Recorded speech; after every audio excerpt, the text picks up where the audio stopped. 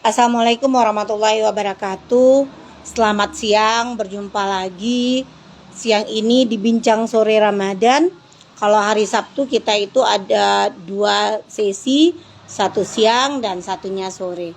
Sahabat Rumah Baca di mana saja berada, hari ini kita akan berbincang-bincang dengan salah satu pegiat literasi dari Provinsi Bali.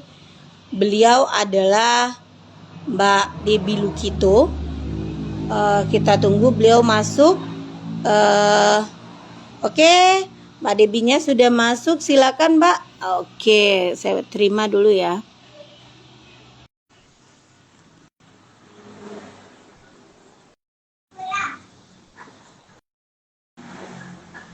Oke. Halo. Selamat malam. Kita diginiin. Ini baru pertama loh pakai, maksudnya baru ini pakai live lucu juga ya. Oke. Bisa gini. Biasanya pakai Zoom ya, Mbak? Iya. Bentar kok jadi merah semua nih. Waduh, filternya kali. Ini gimana ya Mbak? Ngilanginnya gini ya mungkin ya. Oke. Apa kabar? Alhamdulillah baik. Mbak, kok gelap ya sinyalnya Mbak? Enggak, saya lihat Mbak, berarti jaringan Mbak kurang bagus berarti enggak? Saya lihat. Tak ganti dulu ya. Iya. Gimana kalau sekarang? Udah kelihatan? Oh, Saya kelihatan? oh nggak kelihatan Mbak. Kok lucu ya? Bentar. Jadi apa? Kemarin juga gitu sama Kang Opik, karena jaringan Kang Opik hari hujan di sana nggak bagus. Suara saya kedengaran sama beliau. Tapi suara saya oke kan ya? Oke, nanti pas kita ulang lagi atau kita masukkan YouTube terlihat kok gambarnya. Oke Mbak. Oke. Kita mulai aja. Assalamualaikum warahmatullahi wabarakatuh. Selamat siang sahabat Rumah Baca di mana saja berada. Baik yang nonton live sekarang atau nonton ulang nantinya. Hari ini alhamdulillah kita kedatangan penulis pegiat literasi dari Provinsi Bali. Beliau sangat luar biasa. Bukunya sering itu ada Rumah Gatot Kaca itu sering dibaca oleh anak-anak. Kebetulan di Rumah Baca hari ini tidak saya sendiri, banyak ada anak-anak, ada juga ibu-ibu. Sekarang dengan Mbak Debbie, tema kita pendidikan berbasis Montessori. Kawan-kawan di mana saja berada, metode pendidikan yang dikhususkan untuk anak-anak yang sedang populer dikembangkan yaitunya Montessori. Salah satu ciri pendidikan yang bagaimananya, apa itu Montessori, biar lebih jelas, sebaiknya kita tanya sama narasumber langsung. Sebelumnya silakan Mbak Debbie memperkenalkan diri. Terima kasih Mbak Sri. Selamat siang teman-teman semua. Saya Debbie Lukito Guyardi. Tahun lalu saya lulus dari kuliah diploma Montessori. Mengapa saya mengambil kuliah tersebut? Karena saya benar-benar sebenarnya passion saya ternyata mengajar. Passion saya ternyata anak-anak. Jadi ketika ada kesempatan untuk mengambil diploma Montessori, saya memberanikan diri untuk mengambil kuliah tersebut dan akhirnya bisa lulus. Terus ternyata memang sangat-sangat Montessori itu sangat-sangat, kalau di dalam buku kan karena saya penulis juga ada ramah anak lah, ini benar-benar ramah anak, sekolah pendidikan yang benar-benar ramah anak, yang fokusnya di anak,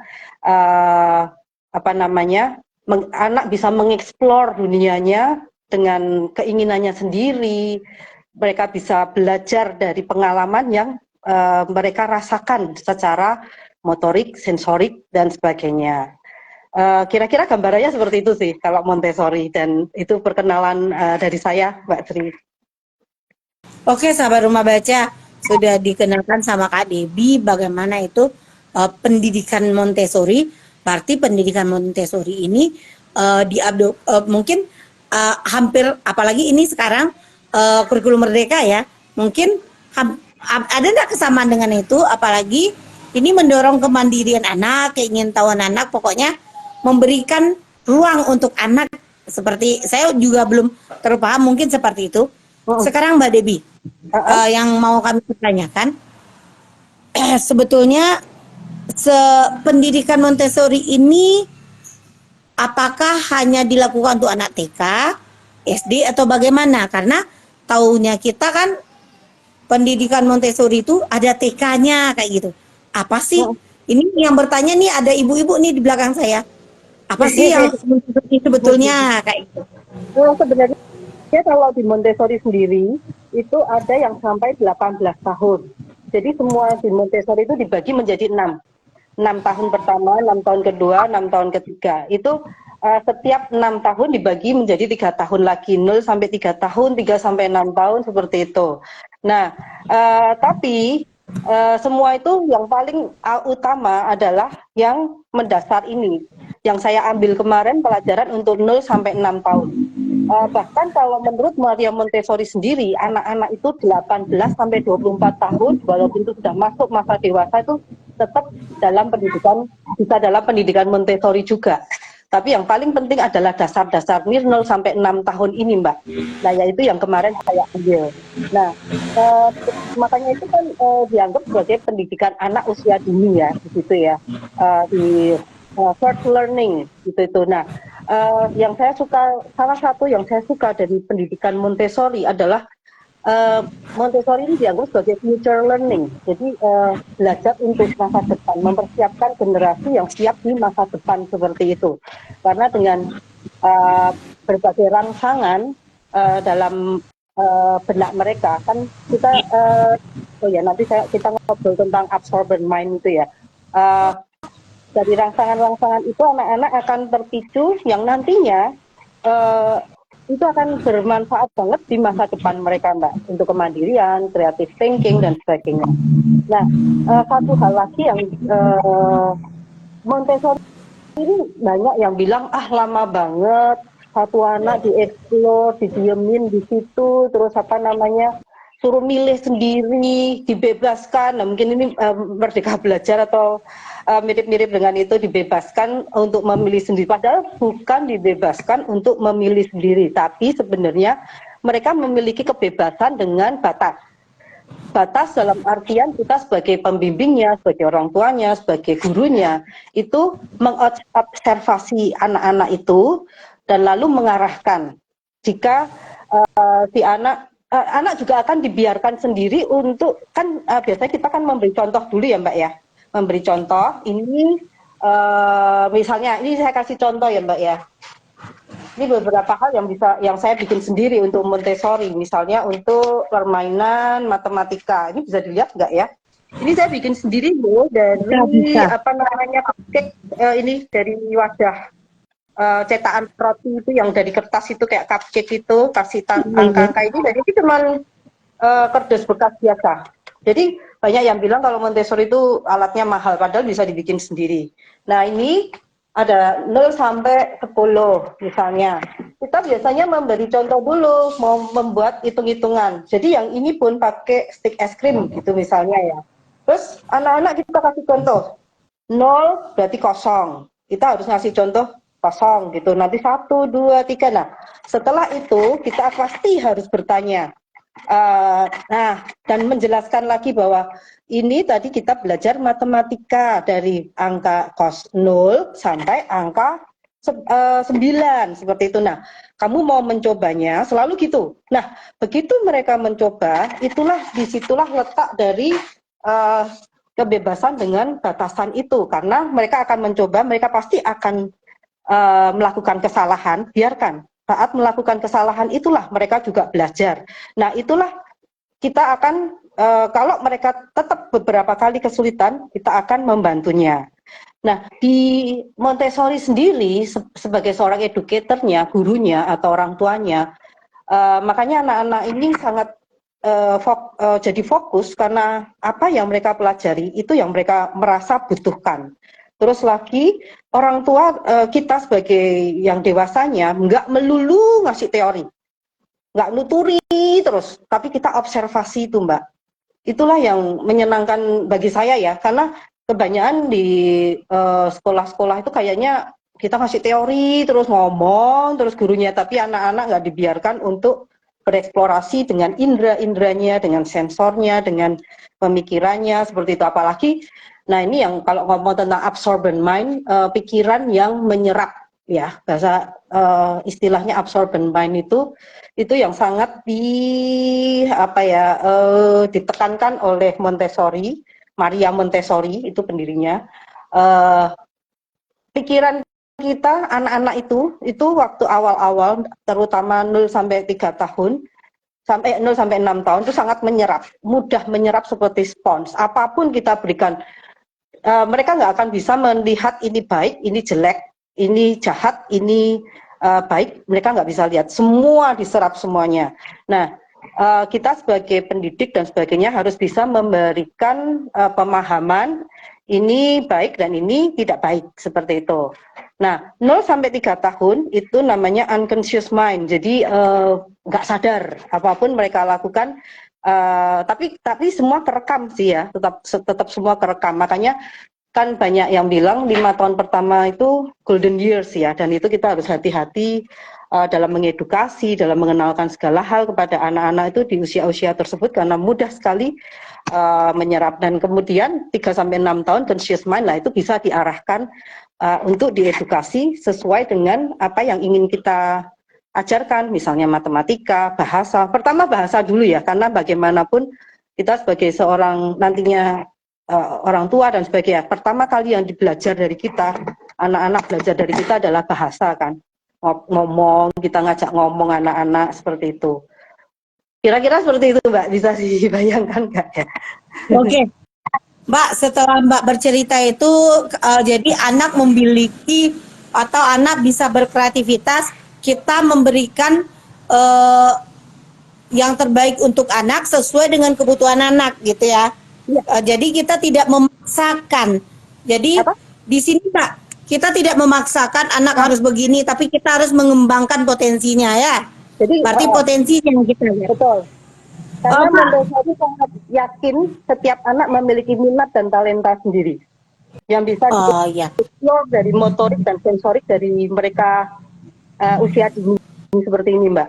Makanya kalau di tempat Montessori yang benar, di sekolah yang Montessori yang benar, itu kayak apa ya? Kalau saya lihat itu kayak nyenengin banget, kayak dunia anak-anak banget gitu loh tempatnya. Jadi kayak raknya itu juga ya, rak tempat penyimpanan itu harus sesuai dengan tinggi si anak. Jadi dunia dewasa dibuat sama di dunia anak-anak gitulah kira-kira. Mereka menggunakan ini belajar dengan misalnya motorik kasarnya. Mereka belajar menuangkan air dari teko kecil ke gelas. Itu tuh asli semua loh Mbak. Cuman ukurannya memang untuk anak-anak. Jadi ada yang namanya pouring, menuang, ada yang menjepit, nanti itu semua asli semua. Dan mereka dibiarkan itu karena kalau di sekolah biasa yang saya tahu, konvensional ya, kita ngomongnya sekolah konvensional, anak-anak diharapkan langsung bisa menulis. Kayak gitu kan biasanya ya. Harus pegang pensil, apapun itu. Nah, padahal kalau di Montessori semua bertahap. Kalau ininya masih nggak karuan, cara megangnya, cara tidak terbiasa motorik kasarnya distimulasi, tulisannya pasti nanti nggak karuan dan dia akan kesulitan.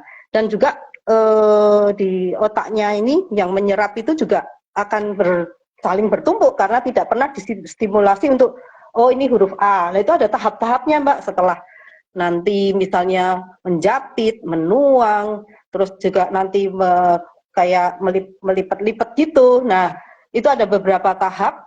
Itu pun nanti dibiarkan anak-anak setelah dikasih tahu, mereka pasti akan setelah mereka belajar hari itu belajar ini misalnya menuang, nanti mereka juga harus mengembalikan ke tempat semula, gitu kan?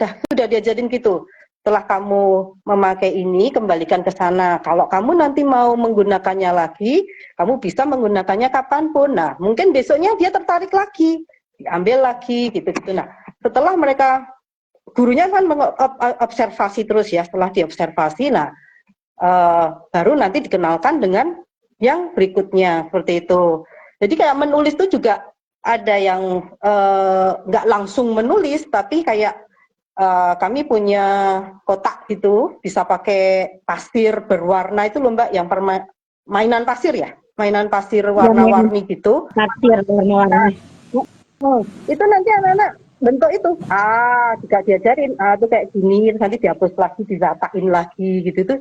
Itu sensorik juga buat mereka, dan mereka pasti akan ingat. Karena apa ya, kalau saya pribadi sebagai kita dewasa melihat itu kayak, asik juga ya main-main gini, kenapa kita nggak dari dulu seperti ini belajarnya, kok lebih nyerapnya tuh lebih gampang.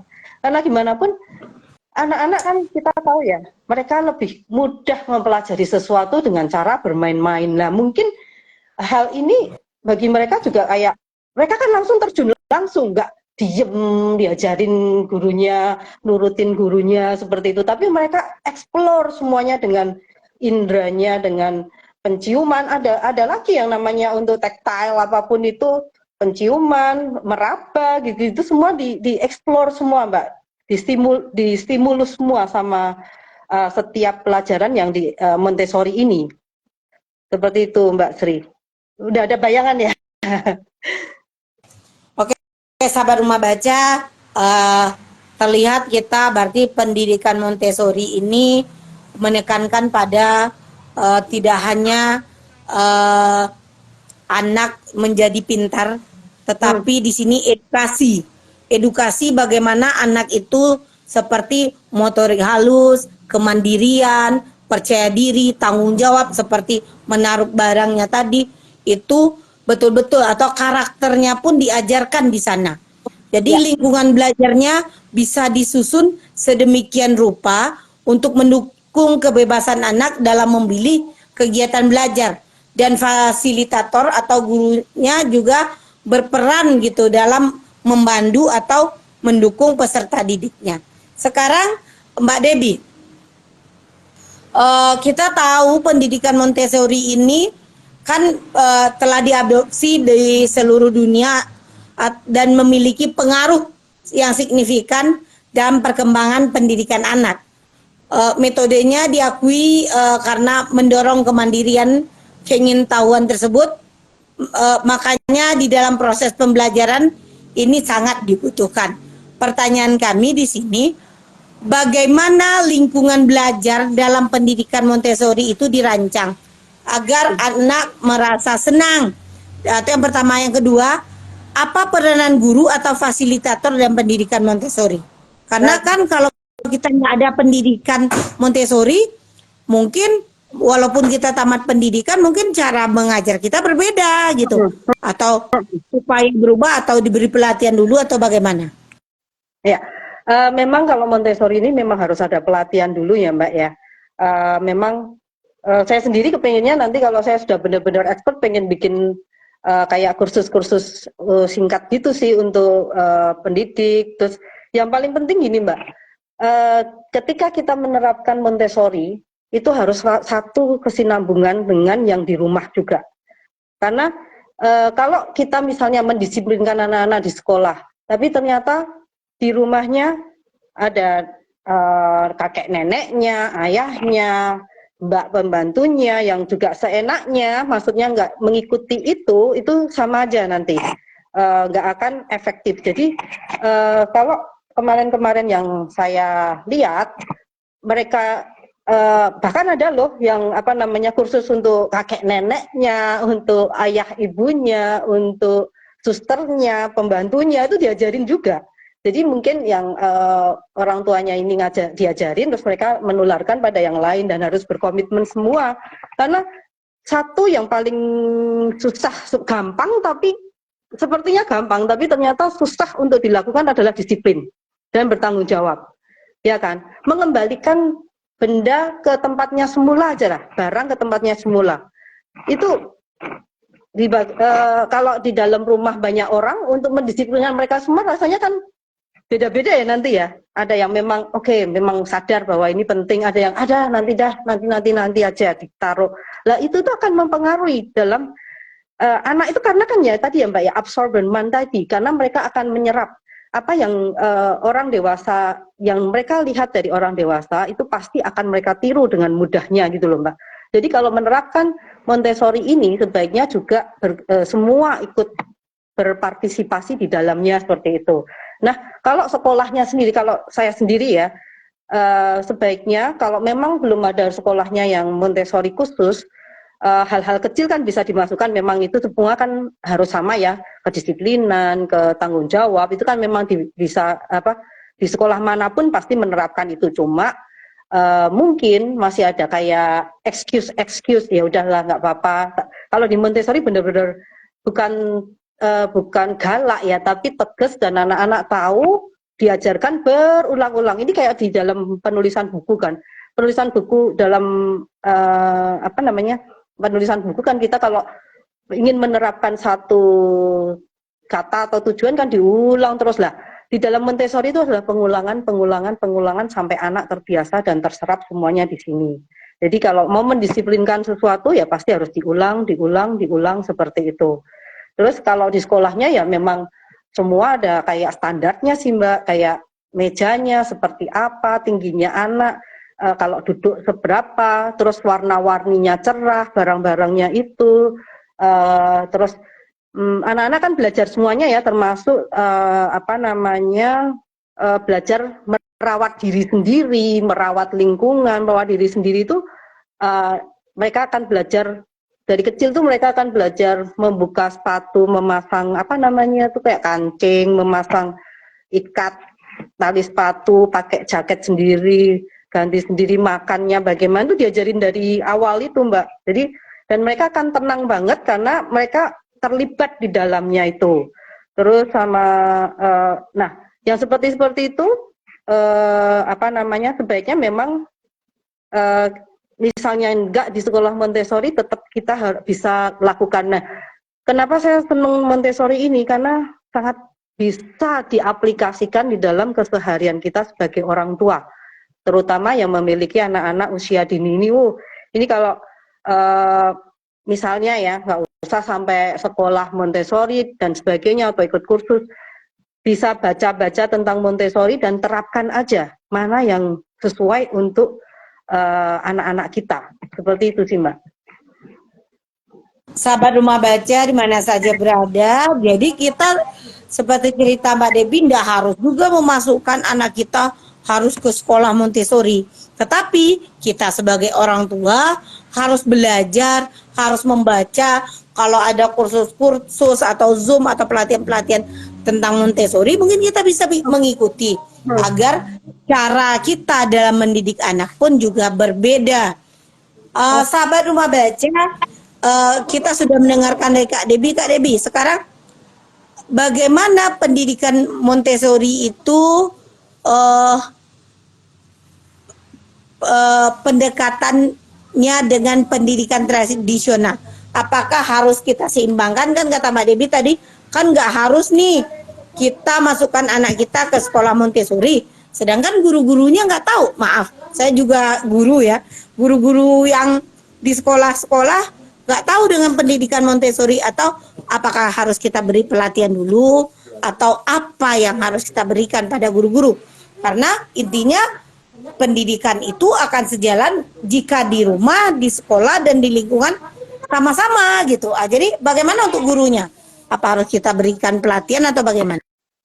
Saran saya iya Mbak, selain untuk apa namanya memberikan pelatihan itu untuk menambah teori, mengedukasi para pendidik dan sebagainya, juga sebenarnya hal ini kan ada di keseharian kita, tapi mungkin kita karena sudah terlalu terbiasa jadi nggak ingat atau apa, jadi bagaikan kayak refreshing gitu loh Mbak, mengingatkan mereka kembali, yuk balik lagi menjadi pendidik dan pengajar kan beda ya Mbak ya. Kalau pengajar hanya mengajarkan teori bagi saya ya, tapi kalau mendidik itu semua sampai ke karakter buildingnya juga seperti itu. Jadi kita sebaiknya sebagai pendidik itu ya mengarahkan semuanya untuk membuat anak itu berubah menjadi yang tahu, menjadi yang tidak tahu menjadi tahu, yang awalnya nggak paham menjadi paham, yang awalnya nggak karuan menjadi akhirnya jadi benar-benar bagus, seperti itu tuh. Nah,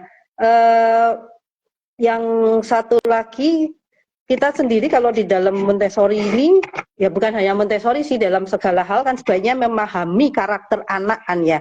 Nah, karakter anak kayak misalnya anak-anak biasanya dicap nakal, kesana kemari, nggak bisa diem, padahal itu sebenarnya dieksplor loh. Anak-anak tuh mengeksplor sebenarnya. Mereka mencari mana yang nyaman untuk dirinya, mana yang cocok untuk dirinya, seperti itu. Nah, tapi belum-belum kita sudah, wah anak ini nakal, nggak bisa diem apa-apa. Nah, kita sebagai pendidik, orang tua dan sebagainya, belajar untuk tidak mudah menghakimi si anak. Malah kita gunakan semangatnya dia seperti itu untuk kita ajarin sesuatu yang bisa menarik minatnya, seperti itu Mbak. Oh ya, satu hal lagi, Montessori ini sangat dulu itu diciptakan untuk anak-anak berkebutuhan khusus sebenarnya Mbak. Jadi ini sangat-sangat bagus untuk anak-anak yang autis seperti itu. Awalnya mereka kan juga dianggap anak ini kok nggak bisa diem, terus banyak orang tua ya itu di tahun 1900-an di Italia, terus orang-orang berpikir ini anak-anak kok nggak bisa diem, nggak bisa diatur dan sebagainya. Nah ternyata mereka memang anak-anak berkebutuhan khusus, terus habis itu mereka dijadikan satu tempat sama Montessori, disiapkan semua hal-hal benda-benda tadi yang untuk mengeksplor keingintahuannya mereka, dan ternyata mereka bisa diem karena sesuai dengan minatnya dulu. Tapi ini semua ini juga sudah diatur loh ya Mbak ya, ini, untuk sensori, untuk motorik halus, untuk motorik kasar, semua itu sudah ada kurikulumnya, dan itu memang bagus banget untuk merangsang absorber mind tadi itu Mbak, seperti itu. Oke, sahabat rumah baca, kita sudah mendengarkan dari Mbak Debbie bagaimana semuanya itu sudah diatur. Sekarang Mbak, apa saja jenis kegiatan atau bahan belajarnya, bahannya yang bisa digunakan dalam pendidikan Montessori? Atau ada khusus bukunya, ada khusus kurikulumnya, atau bagaimana? Oh, kalau kurikulum Untuk bahan belajarnya khusus Mbak, kurikulumnya memang ada. Jadi itu memang ada teorinya, ada pelajaran. Cuman kalau saya boleh menyarankan, ini yang paling gampang dan sebenarnya bisa kita buat, yang tadi kita buat sendiri apa itu ya, yang bisa di rumah. Pertama untuk stimulasi gerakan ya, motorik misalnya, itu kita kan misalnya kayak gerakan utama dalam kehidupan sehari-hari kita ya, misalnya berjalan, berdiri, duduk, memegang benda-benda, itu tuh termasuk di dalam motorik loh Mbak. Kalau anak-anak nggak belajar berjalan yang benar, nanti malah bisa tulang belakangnya bermasalah. Misalnya di dalam Montessori itu ada waktu awal-awal anak-anak diajarin, dan kita bisa melakukannya sendiri di lantai, dikasih selotip hitam tuh loh Mbak. Nah dikasih selotip hitam, anak-anak belajar berjalan mengikuti itu, bisa digabung dengan lagu, musik, misalnya seperti itu. Itu kan bisa kita lakukan sendiri. Di rumah bisa, dimanapun, di sekolah juga bisa. Nah, anak-anak seneng karena dianggap main-main kan sama mereka. Terus mulai meningkat lingkaran. Kita bikin lingkaran.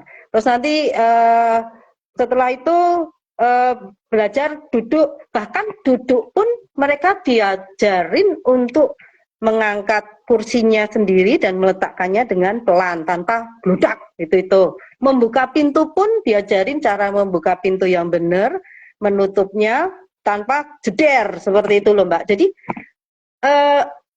sebenarnya hal ini tuh hal-hal yang simple, yang sebenarnya kita sendiri sebagai orang tua dan pendidik udah tahu, cuma mungkin nggak ngeh. Dan ternyata Montessori ini sangat mengkerucutkan di situ. Nah, terus kayak memegang benda-benda yang tadi yang saya cerita itu ya, berikan anak-anak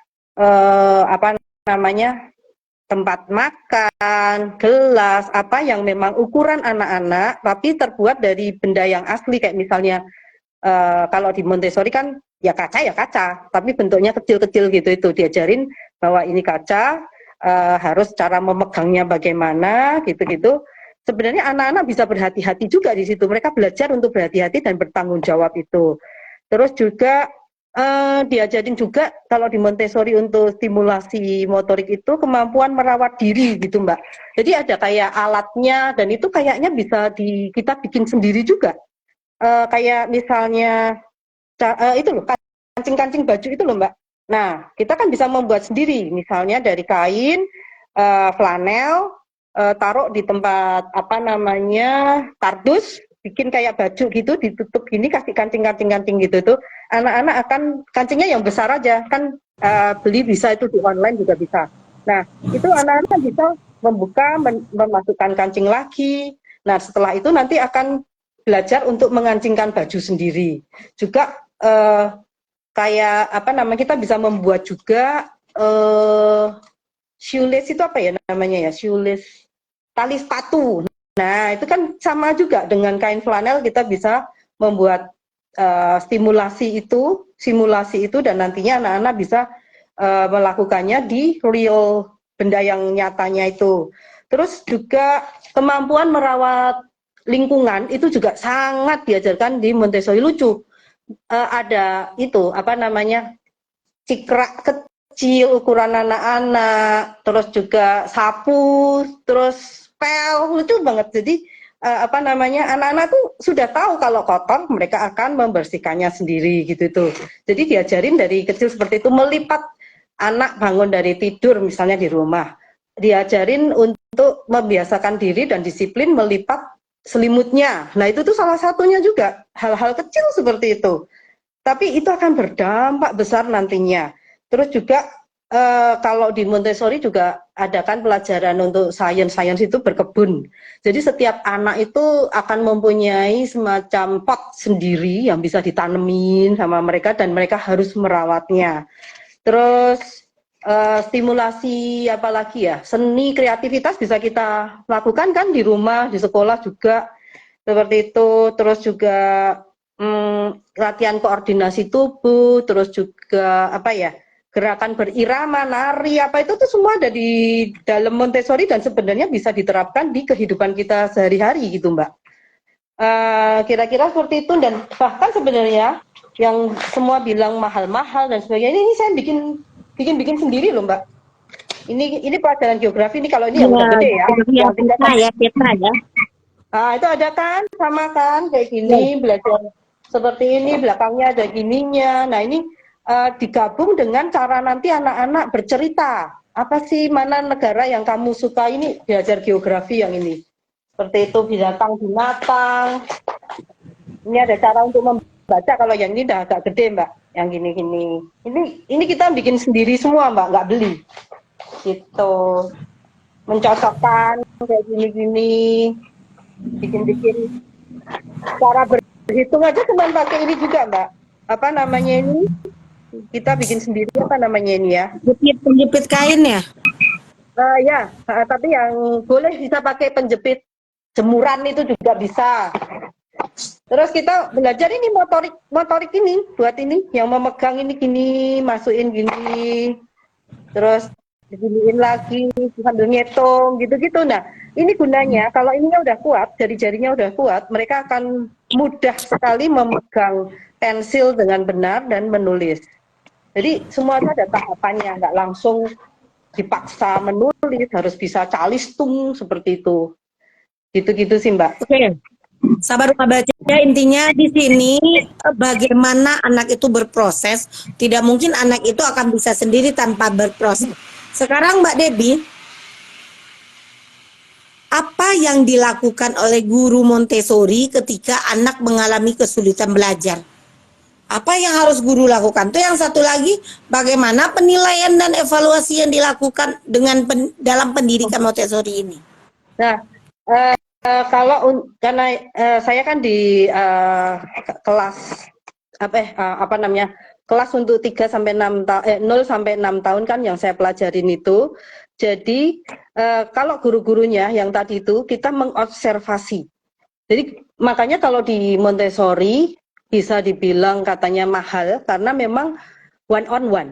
Jadi satu anak akan diamati oleh gurunya sendiri-sendiri. Misalnya, jadi di kelas tuh nggak terlalu banyak anak, Mbak. Terus apa namanya, biasanya sekitar 5, paling enggak 10 gitu. Jadi anaknya gurunya akan sangat mengamati, mengobservasi satu-satu. Ngajarinya pun juga satu-satu.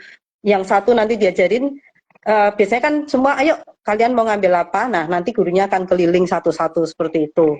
Terus habis itu, apa namanya, kalau penilaiannya nggak ada yang nilai 10 apa itu nggak ada, tapi kayak report. Jadi kayak menulis apa kayak laporan gitu. Oh, ini perkembangannya seperti ini dalam hal itu. Makanya karena itu kan gurunya bisa apa namanya mengobservasi itu. Jadi mereka bisa tahu perkembangan setiap anak seperti apa. Penilaiannya seperti itu sih, 0 sampai 6 tahun itu. Oke, sahabat rumah baca, kita sudah mendengarkan kata Mbak Debbie tadi, ketika anak mengalami kesulitan belajar, guru juga harus mensupport. Guru harus juga banyak belajar. Dan penilaian itu tidak hanya angka-angka 100 atau 10, tetapi bagaimana seperti laporan. Sampai di manakah anak itu meningkat. Jadi anak itu tidak dibanding-bandingkan dengan anak A atau B. Si itu juara 1, si itu juara 2, bukan begitu. Tetapi bagaimana perkembangan atau pertumbuhan perkembangannya itu sesuai dengan kemampuannya. Sahabat rumah baca di mana saja berada, bagaimana orang tua apakah dapat mendukung atau bagaimana dengan kegiatan-kegiatan Montessori ini? Apakah orang tua mensupport atau hanya orang tua mengantarkan anak membayar ya habis itu pulang, atau dia juga mau belajar? Halo, Mbak Halo Sri? Mbak? Ya, Ya? tadi kayak putus ya? Enggak. Maksudnya begini Mbak. Tadi kan sudah Mbak jelaskan bagaimana nanti atau bagaimana orang tua dapat mendukung pendidikan ini di rumah. Apa yang harus dilakukan orang tua? Kerjasama Karena kan dengan, orang, ya, satu rumah karena kan orang harus tua, kerjasama, Mbak, itu. Gimana? berarti harus bekerja sama ya. Karena Iya. orang tua tidak paham gitu. Jadi gini, yang saya lihat kalau memang benar-benar mau efektif, satu rumah itu, siapapun yang di rumah itu, yang menghandle anak-anak nantinya kalau ketika anak-anak sudah di rumah, itu juga harus paham bahwa inilah yang diajarkan untuk karakter buildingnya mereka.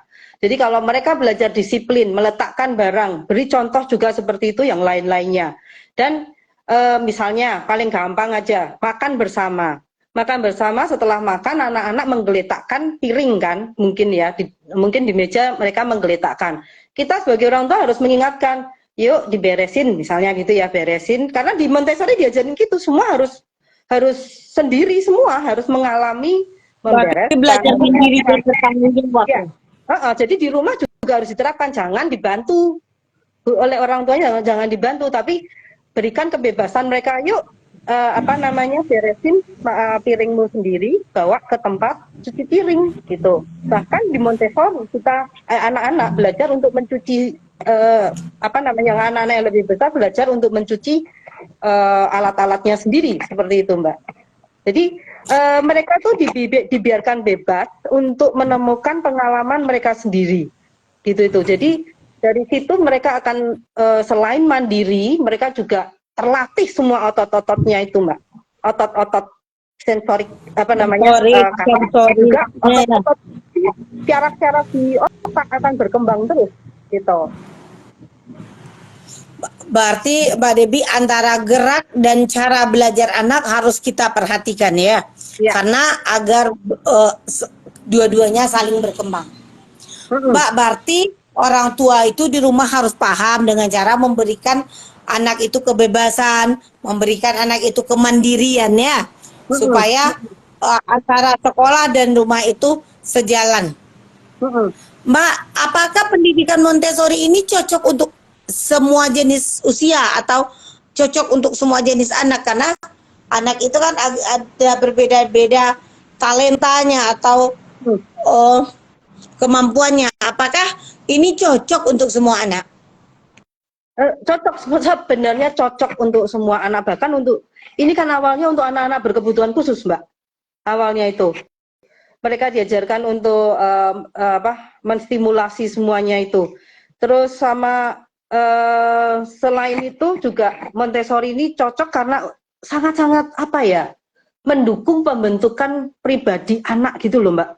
eh, mereka jadinya di samping bisa mengatur lingkungan dan dirinya sendiri, mereka juga bisa bersosialisasi dengan baik karena dari jadi di Montessori itu ada yang unik lagi nih ya, tidak didasarkan pada oh kamu TKA, TKB, TKC, TKA, TKB misalnya kayak gitu ya, sesuai umurnya. Tapi anak yang kecil dijadikan satu dengan anak yang besar. Jadi 3 sampai 6 tahun itu jadi satu kelas.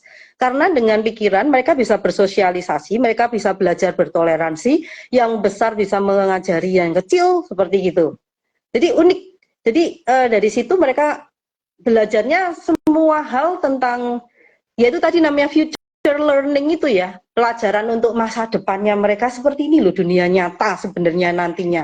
Ini loh sifat-sifat seperti ini, karakter-karakter seperti ini yang nantinya kalian perlukan di dunia kerja, di dunia dewasa nantinya. Seperti itu sih Mbak. Kalau apa ya, kalimat simpelnya. Oke, sahabat rumah baca di mana saja berada, Mbak Debbie tadi sudah menerangkan bagaimana pendidikan Montessori ini cocok untuk semua kalangan. Bahkan awalnya ini adalah untuk anak berkebutuhan khusus atau mungkin anak lambat belajar atau dengan berbagai macam ketunaannya atau anak 1000 wajah dan lain-lain. Sekarang Mbak Debbie, bagaimana pendidikan Montessori ini mempersiapkan anak-anak memasuki pendidikan formal selanjutnya? Kalau dia mungkin mau ke SMP biasa atau kemana, bagaimana sih mempersiapkannya? Karena dia sudah biasa dengan lingkungan kita gitu. Nah, sebaiknya ya Mbak ya, ini pengalaman dari teman-teman saya yang anaknya dari kecil di Montessori, kemudian masuk ke sekolah konvensional. Anaknya sedih. Jadi anaknya sedih, kacau balau, bingung malahan. Jadi kalau menurut saya dari pengalaman-pengalaman itu, kalau memang dari awal sudah di Montessori, sebaiknya tetap sampai nanti-nanti masuk di yang berbasis Montessori itu, karena yaitu daripada anaknya nanti bingung gitu ya. Karena pengalaman-pengalaman gitu, jadi misalnya paling gampang aja, banyak kedisiplinan itu ketidakdisiplinan ditolerir di sekolah konvensional. Misalnya seperti itu Mbak, salah satu contohnya yang membuat anak-anak itu bingung.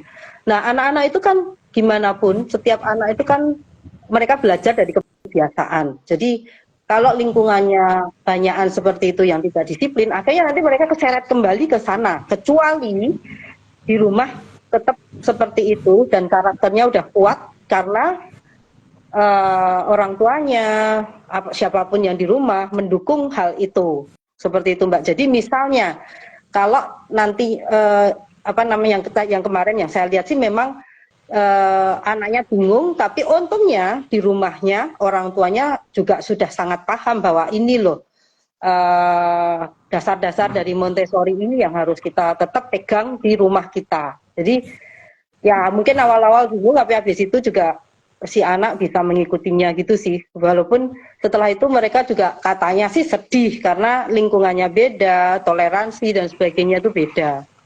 Nah bedanya seperti apa saya belum begitu tanya-tanya ke mereka sih Mbak gitu. Oke, sahabat rumah baca di mana saja berada, kita sudah mendengarkan bagaimana pendidikan Montessori. Kalau misalkan dari taman kanak-kanaknya udah Montessori, sebaiknya SMP dilanjutkan, SD dilanjutkan, SMP dilanjutkan, biar anak-anak kita paham. Sekarang Mbak Debbie, bagaimana pendidikan Montessori ini? Apakah mereka promosi kerjasama atau bekerja sama dengan anak-anak atau dengan perpustakaan atau dengan dinas pendidikan atau bagaimana? Bagaimana Mbak? Kok hilang? Oke, Mbak Debbie, kan Mbak Debbie udah menjelaskan itu semuanya. Sekarang bagaimana pendidikan Montessori ini mempromosikan kerjasama dan kebersamaan dengan sekolah-sekolah atau taman baca atau dengan yang lain? Oh, ini sebenarnya Montessori kan diakui di Kemendikbudristek juga, Mbak. Karena salah satunya ijazah saya juga ada logonya Kemendikbudristek itu. Jadi sebenarnya udah diakui di Indonesia, terus sama Kalau dengan taman baca dan lain-lainnya, mereka kan 0 sampai 6 tahun ya. Jadi ya sebenarnya inisiatif kita sendiri sebagai orang tua atau pendidik untuk mengajak anak-anak itu ke taman baca.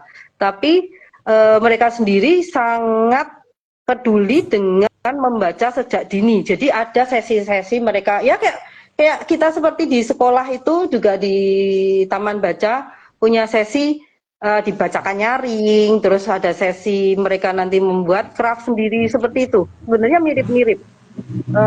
Cuma caranya menstimulasi setelah dibacakan itu apa namanya, untuk anak yang besar mereka untuk anak-anak biasanya ya seperti itu sih, ditanya-tanya, mereka diminta untuk menceritakan kembali tanpa dipaksa sih ya.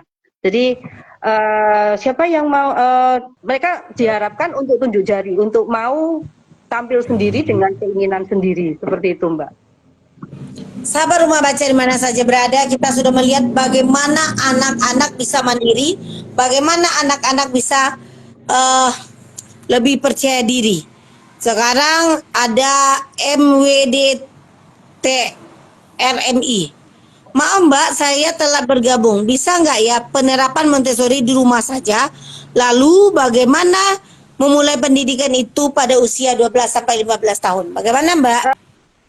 Sebenarnya memang gimana pun ya, 3 pilar pendidikan itu kan keluarga, sekolah, masyarakat.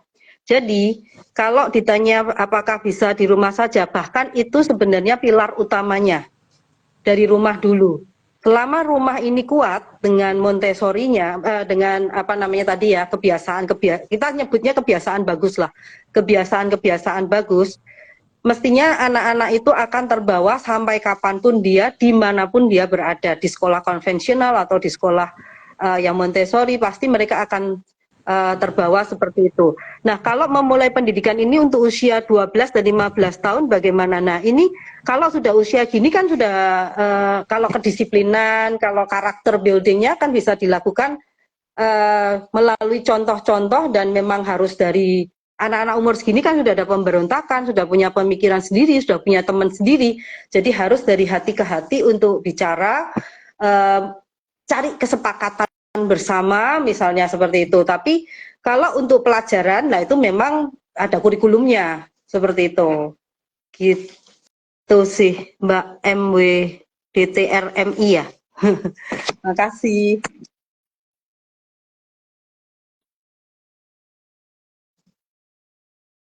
Halo Mbak Sri. Di mana saja berada, kita sudah mendengarkan kata Mbak Debbie tadi. Bagaimana tentang Montessori, berarti kita banyak belajar nih, banyak ilmu nih kita hari ini. Sekarang Mbak Debbie, apakah ada enggak sertifikasi atau pelatihan khusus yang dilakukan untuk menjadi guru Montessori ini? Ada Mbak, nah ini kan saya udah dapat ini, sertifikat diploma untuk jadi guru Montessori.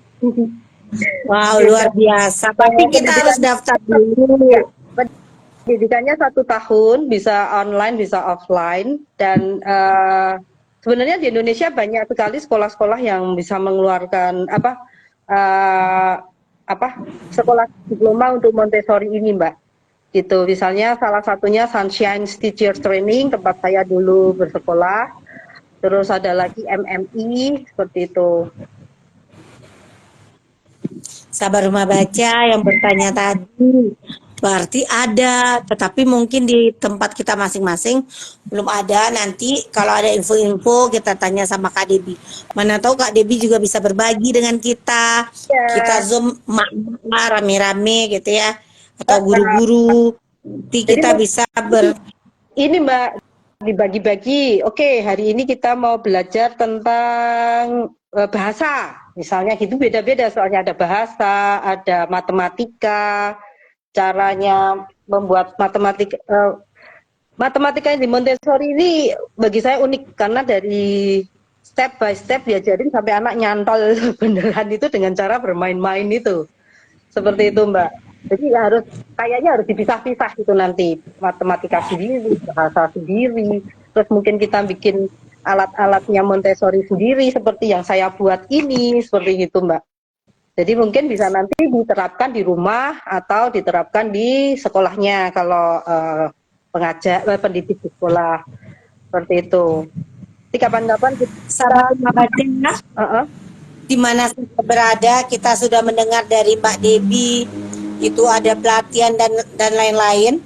Apalagi kita sebagai orang tua atau guru juga harus paham.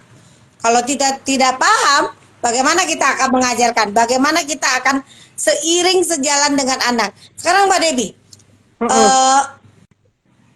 bagaimana pendekatan Montessori ini dapat diintegrasikan ke dalam sistem pendidikan yang lebih luas? Bagaimana pendekatan Montessori ini dapat diintegrasikan dalam sistem pendidikan yang lebih luas?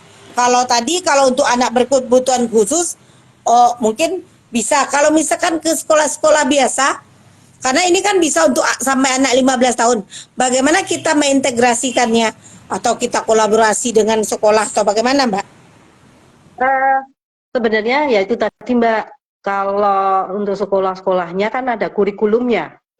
Jadi kalau mengintegrasikan nanti kayak bakal kacau ya kalau digabungin ya. Tapi yang saya sarankan kita ngambil aja mana yang sesuai untuk sekolah konvensional. Kayak maksudnya kalau kita pendidik ya bagaimana cara mengajarkan anak-anak kita ini dengan hal-hal yang bisa kita sesuaikan. Karena kalau misalnya digabungkan gitu kayaknya agak saling bertentangan nantinya. Karena Susah. pelajarannya akan beda juga, Mbak. Gitu. Sahabat Rumah Baca di mana saja berada, mungkin kalau pendekatan Montessori ini diintegrasikan ke dalam sistem pendidikan ini agak susah. Kalau yang luas itu agak susah. Mungkin kalau hanya sederhana mungkin bisa gitu ya. Tapi Ya. kalau agak luas mungkin apalagi dengan kurikulumnya juga berbeda. Mbak, nggak terasa ya, 6 menit lagi kita akan berpisah. Udah nggak terasa. Waktu ya waktu rasanya baru sebentar tetapi udah habis saja gitu. Sekarang Mbak, apa sih Mbak? Pertama closing statement Mbak untuk kegiatan hari ini, yang kedua apa harapan Mbak untuk pendidikan Montessori ini, baik untuk guru di sekolah dan untuk orang tua di rumah, juga untuk kita pegiat literasi. Sebenarnya gampang banget dan sebenarnya semua teman udah tahu loh Mbak. Jadilah teman si anak, jadi observer. Kita bukan sebagai pengajar. Kalau pengajar isinya mesti teori aja. Ada target-target tertentu untuk anak harus bisa ini, harus bisa itu. Tapi kita harus sebagai pendidik, educator. Bagi saya pendidik dan pengajar kan beda ya. Kalau educator kita mengedukasi si anak, menunjukkan contoh-contoh yang baik yang bisa ditiru oleh anak-anak.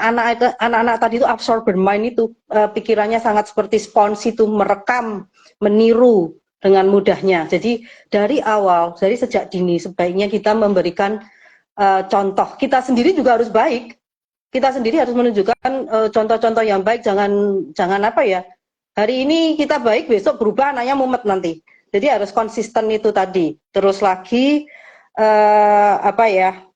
berikan anak-anak itu kebebasan untuk mengeksplorasi. Jangan mudah memberi label. Jangan labeling gitu loh. Anak ini nakal, anak ini nggak bisa diatur seperti itu, enggak. Karena ketika si anak aktif, itulah saatnya mereka sedang mengeksplor dunianya sendiri untuk menemukan jawaban yang sesuai untuk dirinya sendiri.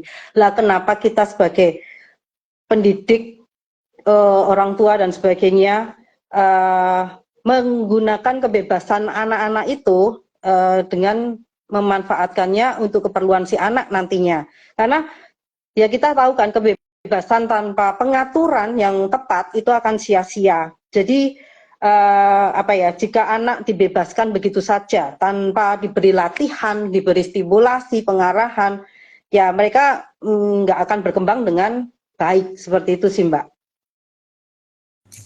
Kira-kira Sahabat begitu. Rumah Baca di mana saja berada, kita sudah mendengar penjelasan dari Kak Debi tentang pendidikan Montessori, bagaimana tidak hanya guru atau tidak hanya orang tua saja, tetapi pendidikan Montessori ini dimulai dari rumah, guru, dan masyarakat. Jika atau sebaiknya, kata Mbak Debi tadi, kalau anak kita sudah disekolahkan ke sekolah pendidikan Montessori, sebaiknya dilanjutkan. Jangan putus di tengah jalan nanti pindah ke sekolah biasa. Akhirnya tidak sejalan, akhirnya kita yang pingin melihat waktu SD TK bagus sekali anak kita, baik itu motoriknya ini pas, kok sekarang udah berubah saja. Jadi sebaiknya kita sebagai orang tua juga harus memperhatikan pendidikan anak kita. Jadi sahabat Rumah Baca di mana saja berada, dapat disimpulkan pendidikan Montessori memberikan kontribusi yang berharga dalam membentuk individu yang memiliki keterampilan, pengetahuan, dan sikap yang diperlukan untuk menjadi pembelajar sepanjang hayat yang sukses dan bertanggung jawab. Karena kita lihat tadi bagaimana siswa disiplin, bagaimana siswa bertanggung jawab, seperti contoh yang piring tadi, itu sudah diajarkan dari kecil. Bukan kita tega-tegaan, tetapi kita harus memberikan tanggung jawab. Jadi di sini pendidikan karakter anak sudah ada sejak dini. Tidak kita mengajarkan pendidikan karakter jika anak sudah dewasa, tidak, tetapi dari dini. Luar biasa yang namanya pendidikan Montessori ini.